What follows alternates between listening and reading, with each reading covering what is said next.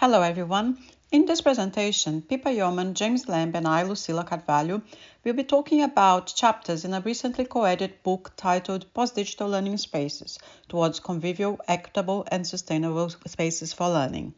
And I will get us started here with a chapter called Materialities, Temporalities and Mobilities, exploring the post-digital through our writing spaces. In this chapter, we look at some of the central assumptions of post-digital thinking, and in particular at some theoretical ideas that connect to the notion of learning spaces, including social materiality. So we talk about the materiality of learning, about how the digital and analog are interwoven, their connections to our everyday living, the mobilities and temporalities of spaces for learning, and so on. And in order to explore these ideas, we asked the authors of this collection for photographs of their writing spaces. We asked them not to stage the setting, just taking a picture of their writing spaces and send it to us. And we then used these photos as visual data to talk about some of the key ideas in the post-digital. So a central idea in social materiality is that people shape and use materials as much as materials influence and shape humans and their practices. And so it's important to pay attention to this relationship, looking at the subtle ways that humans and things act on one another, their mutual influence, and how they shape and change the characteristics of each other. So both post-digital and social materiality draw on post-humanistic views, taking into account non-human actors such as technology and nature. Both assume that if we are looking at educational activity, we cannot just be focusing on people and their interests and actions.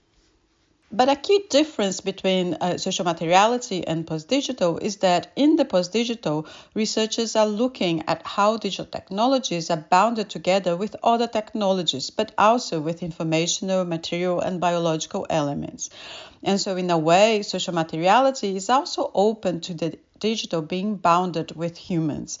But somehow the post-digital is perhaps looking more strongly towards its presence and influence, including in terms of its relation to social, political, and economic structures.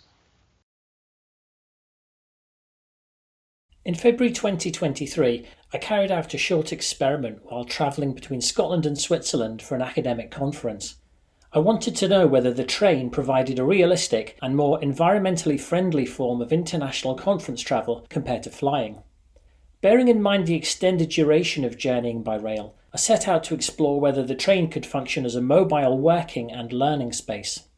Across 9 interconnecting trains, covering a little over 1,750 miles and more than 24 hours of travelling, I recorded and reflected upon my ability to teach, research and do admin, which are the 3 areas of my job. Among other things, my field notes and reflections helped to expose the entanglement of human and non-human resources, actors, that influenced whether the train was conducive to my work. Education research often focuses on the interests and actions of the human. What sociomateriality does is open our eyes to the much wider body of actors that shape what happens in and beyond the classroom. It's not that sociomateriality ignores the student and teacher, but rather sees them as being entangled with visible and invisible objects, interests, and resources.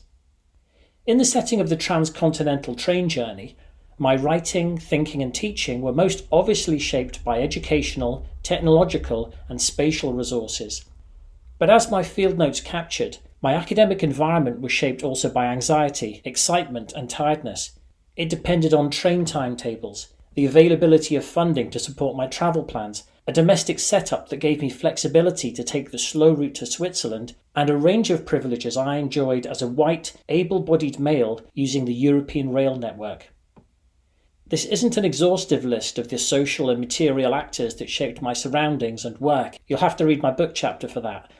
But these examples show how a socio-material sensibility illuminates the way that educational activity and space is performed through a varied range of objects and interests, including but also extending beyond those associated with the human body.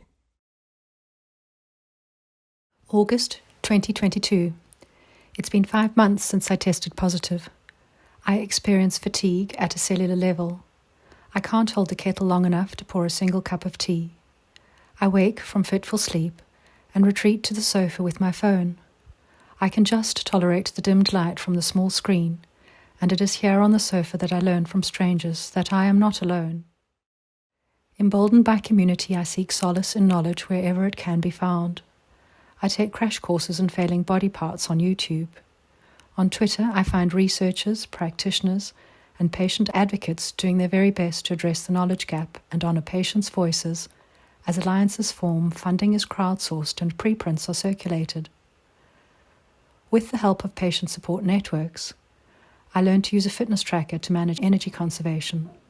I gather event-based data using a blood pressure monitor. Presenting this to clinicians willing to listen results in effective symptom management that dramatically improves the quality of my life. After more than 2 years, I have a visceral sense of the many ways individuals embedded in digital networks are capable of bearing witness to suffering, acting to redress imbalances in power, and participate in the co-creation of knowledge. If these nested relational networks have taught me anything, it is that autonomy, or the power to act, is not the preserve of the individual, but the effect of the whole in action.